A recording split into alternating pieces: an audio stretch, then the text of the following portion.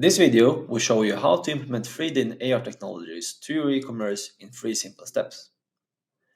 The first thing you need to do after signing up to Fibbl is to find 3D models that is matching your products. And there's 2 ways to do so. You can either browse the full database of available 3D models and find them manually, or you can import your product catalog and get automatic suggestions. For the sake of the demonstration, we're going to go with the latter option. To do so, you go to Commerce and you do click Add Catalog. And this is the same catalog that you already today use for Facebook, Google, Price Runner, etc. So I'm just going to go ahead and copy and paste the catalog here. And just a side note, it needs to be a hosted CSV or XML file, but that's usually the case anyway. Next up, we're going to select a product identifier. This one will be used to identify your products and connect them with our models. The same ID should be stated in the embed script later on to automatically display the correct technologies and models on respective product detail page. For my shop, it's SKU, which represents ID in the product feed. Last but not least, selecting a language and country will ensure that we show the correct product information and language depending on where the end consumer is visiting from. And now the catalog is importing. Now in the background, the system is running an advanced search algorithm that is checking all of your products and trying to match that with our 3D models based on a bunch of criteria. You only need to import your catalog once. We update the catalog on a daily basis to ensure the product information is always up to date so that you always have the latest suggested 3D models. Now when the catalog is imported, you can check its details by expanding this one and see more information about it. And you can go to products to see what products that has been imported. Next thing is to find the 3D models that was suggested based on this catalog. To do so, you go back to models and you go to suggested models. So here is all of the 3D models that we found in our database, which we believe can match with some of your products. In order to match and connect one model with a product, you simply click on Match on any of them, and then you will get met by this view. To the left here, you have the 3D model and the model details, and to the right, you have the product images and the product details. And just by looking at these images, I can verify that this is the same product. And you can also verify that by looking at the text information here.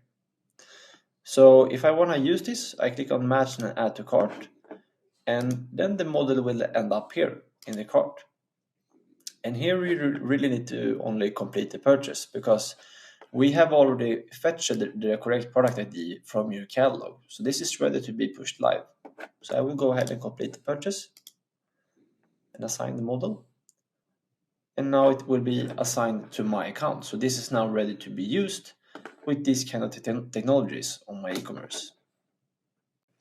In order to utilize and display the technologies on your web shop, you need to copy and paste a simple script into your e-commerce system.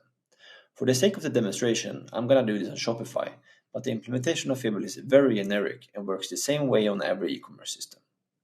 So simply find our documentation and copy and paste the script itself. And you want to place this in the head tag in your main code file. And for Shopify, this Fibbl liquid one.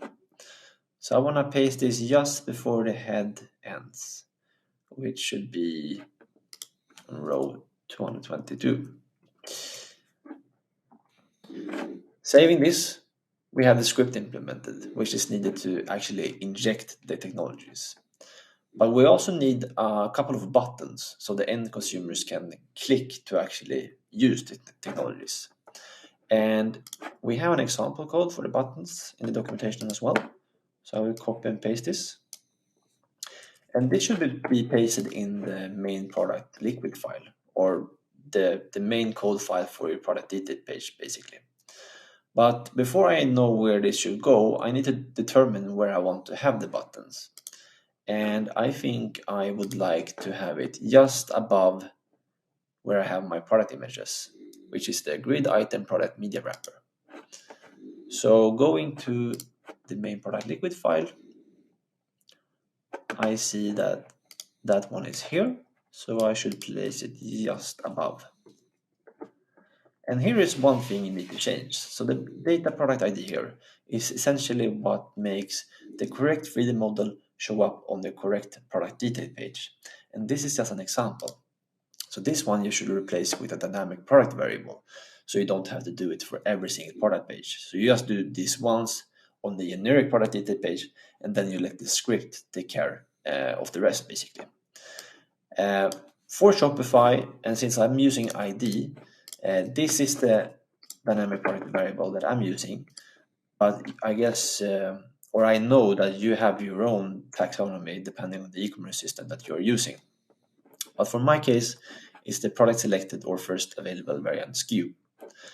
And as you see here, we have 4 buttons, one for the model viewer, one for carousel, which is more images, one for AR, and one for virtual try-on.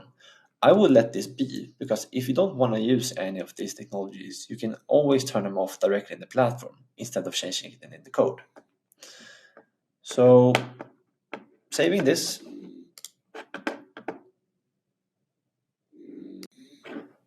And then going to the website, we should now have some buttons on the product page where we have a 3D model. And here we go, 3D, carousel, and AR. Just validating that everything works as expected. It does. Cool. And one thing you should know is that if you copy and paste the code that we have, the buttons is responsive as default. So this would look equally good on mobile. But I would recommend you to customize this so it fits your website and follows the branding guidelines of yours. And now, just to verify that the implementation has been correctly done, we're going to go to a product detail page which shouldn't have a 3D model, where the buttons should not appear. And this is the case.